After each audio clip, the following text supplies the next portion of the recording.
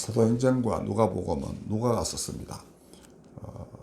의사라고 알려져 있는데 되게 실증적인 팩트를 정말 중시했던 그러한 복음서 기자입니다. 그런데 사도행전에는 아주 신비로운 이 성천에 관한 기사를 그가 이 첫머리에 바로 올려놨습니다. 확실하다는 얘기죠, 그죠? 내용은 지금 본 바와 같습니다. 그런데 이게 부활 후 40일째에 일어난 일로 그는 기록을 했어요.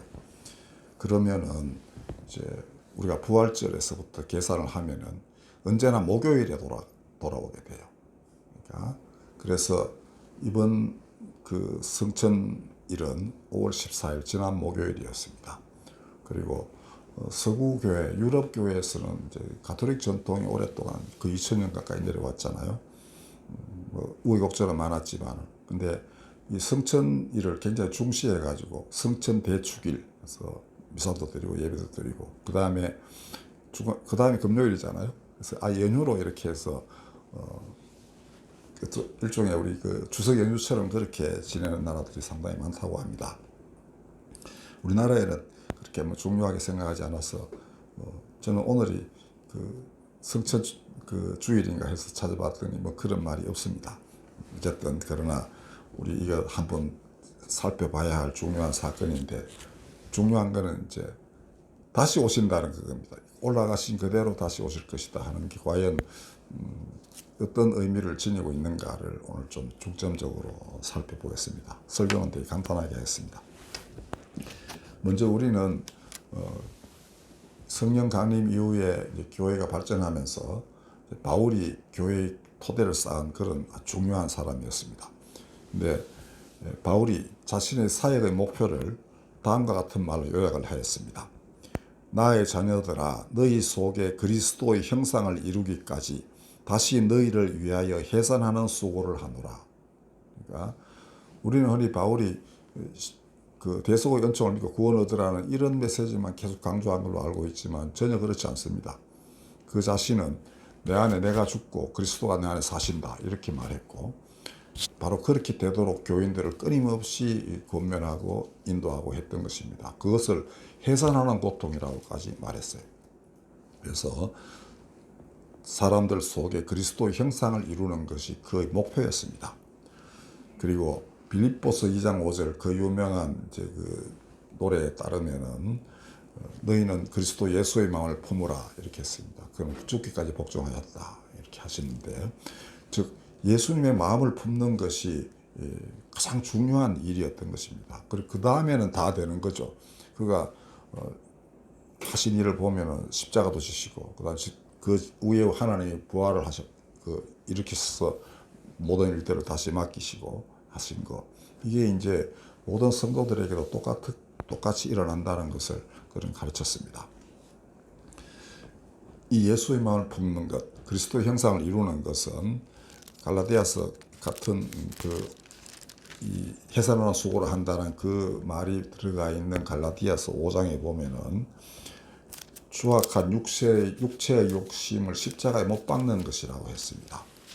근데 이제 그게 뭐 일일이 열거가 잘 돼 있어요. 뭐 이런 거 저런 거. 그러니까 우상 숭배, 뭐 음행, 뭐 주술, 분쟁, 시기, 분내는 거, 당짓는 거, 분열하는 거, 뭐 이런 것들 다 이제 그 인간의 탐욕이 자아내는 잘못된 것이고, 그거는 성령을 거스르는 것이다 이렇게 말하고 있습니다. 그에 비해서 성령의 열매는 뭔가? 그는 사랑, 희락, 화평, 오래 참음, 자비, 양선, 충성, 온유, 절제 이런 게 이제 다 말로 이렇게 9가지를 열거했지만 한마디로 말하면 뭐겠습니까? 사람의 탐심이라든지 이런 것들이 다 제거된 순수한 인간 마음의 본연의 그 어떤 본성이 드러나서 이웃을 사랑하고 또 하나님을 공경하는 이것이 바로 성령의 열매다 하는 것입니다. 인간의 엄습한 욕망은 원래 육체 안에 이렇게 웅크리고 있다가 틈만 나면 불쑥 솟아나서 세상을 어지럽히고 결국에는 자기 자신도 망치고 맙니다. 그렇지만은 지금 바울이 말한 9가지 성령의 열매는 육체 안에 숨어 있지 않아요. 항상 드러나게 되어 있습니다. 육체 안에 가두어 둘 수도 없어요. 누군가가 너 그따위 짓 하지 마. 이렇게 암만 해도 안 되는 게 바로 성령의 열매입니다. 독재자가 아무리 그걸 가두고 뭐 죽이려 하고 협박하고 해도 성령의 열매를 맺은 사람을 그들이 제어하거나 목숨을 뺏어갈 수도 있지만 그 향기를 없앨 수가 없는 것입니다. 이들은 어둠을 밝히는 빛이요 죽음의 땅을 다시 살리는 생명수입니다. 그러니까 그리스도 형상을 이루면은 그런 그리스도 향기요 편지다 이런 말도 있는데 그와 같이 이 세상에서 진리를 드러내는 그런 중요한 사역을 감당하게 되는 것입니다. 예수님이 요한복음에 따르면은 이렇게 말씀하셨습니다. 나를 믿는 자는 성경의 이름과 같이 그 배에서 생수의 강이 흘러나리라. 그리고 요한은 그걸 해설하기를 이 생수의 강이 바로 성령이다 라고 했습니다. 예수께서 오순절, 그러니까 성천하실 때 아까 뭐라 그러셨나 하면은 성령이 너에게 임하시면 너희가 권능을 받을 것이다 이렇게 하셨거든요.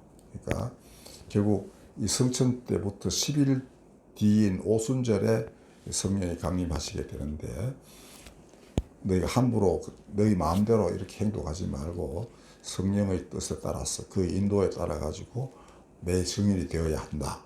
근데 어디까지 가느냐 하면 예루살렘, 본인이 고난받으신 예루살렘, 부활하신 그 예루살렘에서 그다음에 온 유대, 자신을 핍박하고 결국 죽음으로 몰아놨던 유대 땅, 그다음에 유대인들 모두가 다 이거는 버려진 땅이야, 더럽혀진 땅이야 라고 했던 사마리아, 그다음에 땅끝까지 이르러서 내 증인이 되어야 한다. 사람 모든 곳에 가서 너희가 나를 증언해야 될 것이다. 이렇게 말씀하셨습니다. 그 힘이 어디서 나오겠느냐 이죠. 예수께서 내가 가면 너희들에게 보혜사를 보내실 것이다. 그는 내 말을 생각나게 하실 것이다 라는 겁니다. 그리고 나는 세상 끝날까지 너희와 함께 있다. 이렇게 약속도 하셨고요. 그래서 이제 오늘에 올라가시는 거하고 다시 오시는 거를 그 말씀에 비추어서 한번 생각을 해봐야 되는 것입니다. 여러분, 예수님이 승천하신 뒤에도 지상에 가끔 오셨습니다. 그러니까 담메색 도상에서 이제 바울이 기독교인들을 이제 잡아가지고 처단하려고 갈 때 그 나타나셨지 않습니까? 그러니까 바울이 눈도 못 뜨고 하도 빛이 밝아가지고 그 다음에 그때 분명히 말씀하시거든요. 이름까지 딱 부르면서 네가 어째 사울아, 네가 어째 나를 핍박하느냐 이렇게 하셨습니다. 그러면 하늘에 들려 올라가서 하늘의 우편에 앉아 계시다고 이제 고백하고 있는 그 교회 성경 여러 군데 나옵니다. 그거는 하나님과 하나이신 분으로 제가 그 앉아 계시는 영광스러운 존재이심을 드러내는 그런 표현이에요. 그렇지만 마태복음 맨 마지막에 보다시피 세상 끝날까지 내가 너희와 항상 함께 있을 것이다 라고 했으니 그 약속대로 계속 계실 겁니다. 그 다음에 교회 역사에서 수많은 사람들이 예수님의 현현하심을 경험을 했습니다. 20세기에 들어와서는 가톨릭에서는 대개 성녀로 추앙받는 파우스티나 수녀도 같은 경험을 많이 했어요. 그 외에 많이 있습니다. 요새는 더더욱더 그 예수님 만났다는 사람이 많은데 아마도 그 어떤 형식으로든 사람들 가운데 계시는 것이 자신의 사정이 굉장히 절박하거나 혹은 그 간절한 무언가가 있다면은 그가 분명히 어떤 식으로든 그에게 다가오셔서 손을 잡아 주신다는 것입니다.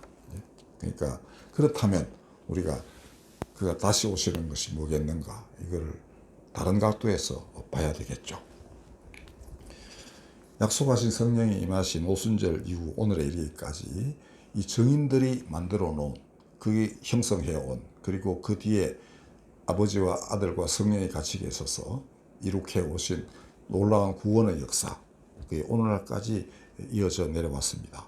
그리고 이제 그것이 그 모든 것이 완성에 이를 마지막 때가 지금 다가왔습니다. 예수님의 주기도문에 보면은 뜻이 하늘에서와 같이 땅에서도 이루어지이다. 나라가 임하소서. 땅은 하나님 나라가 이루어져야 할 터전이에요.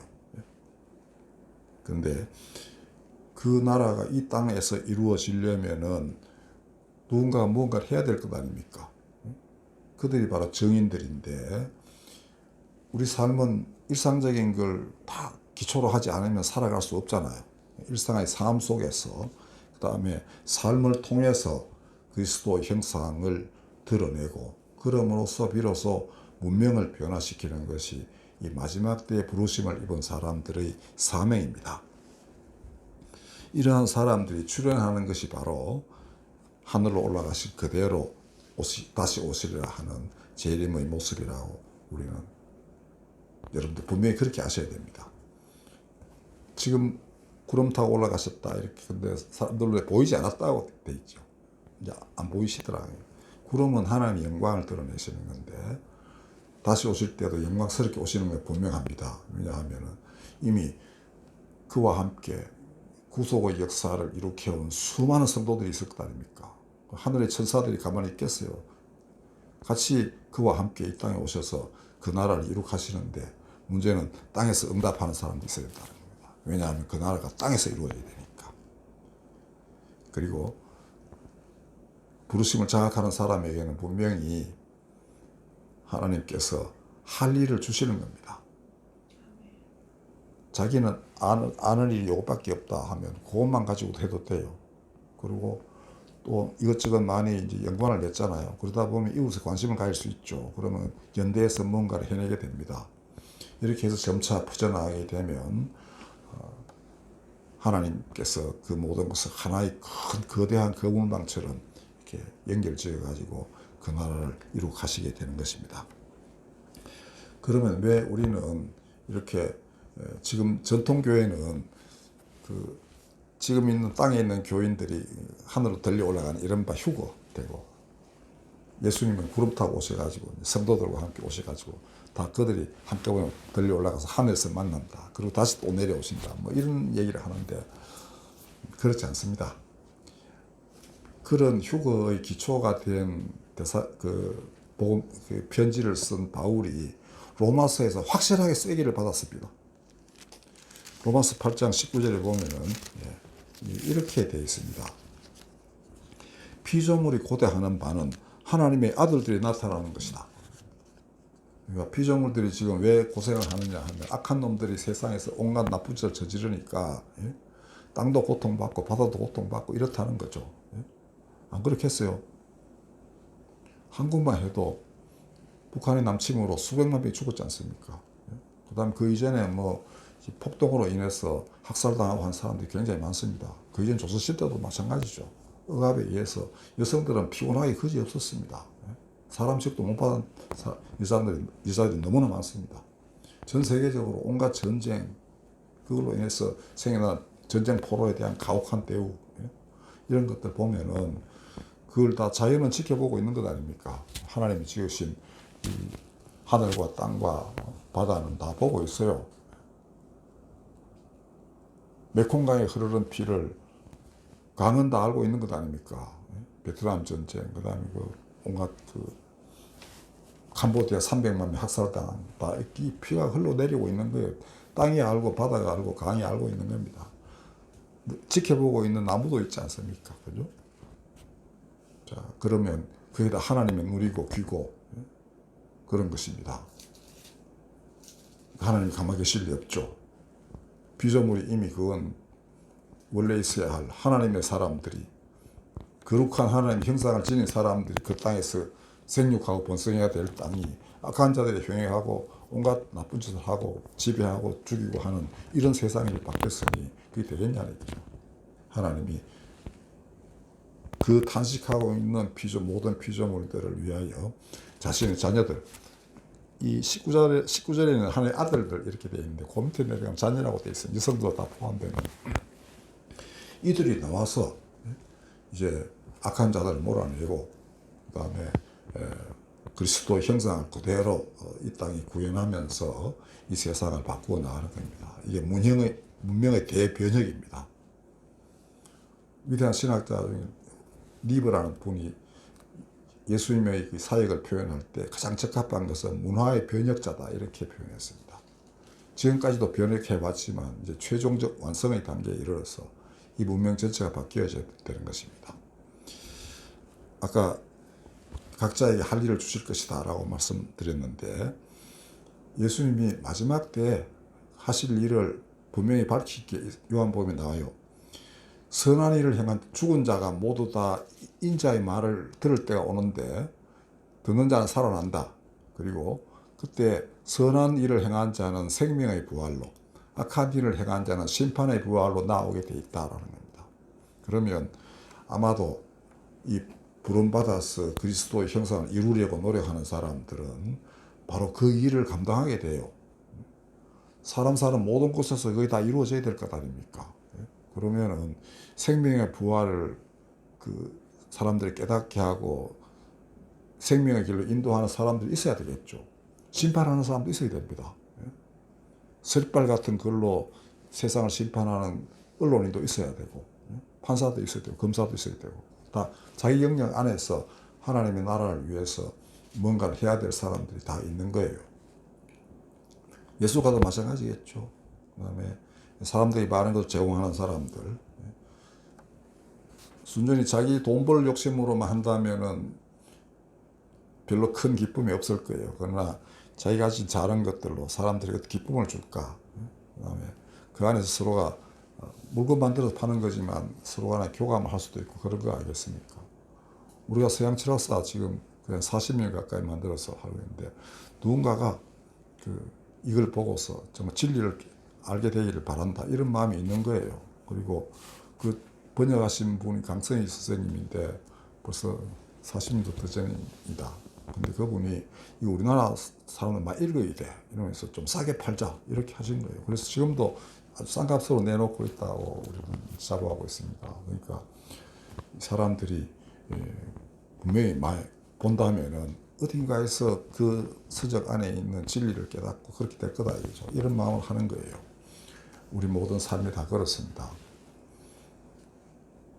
우리 성 집사님 교회 청소하실 때 우리가 오면 깨끗하지 않습니까? 그게 다 하나님 안에서 이루어지는 그런 일들이라고 믿으시면 됩니다.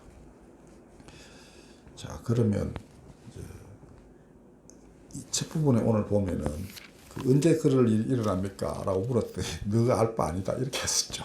그러니까 그거는 마태복음에도 나옵니다.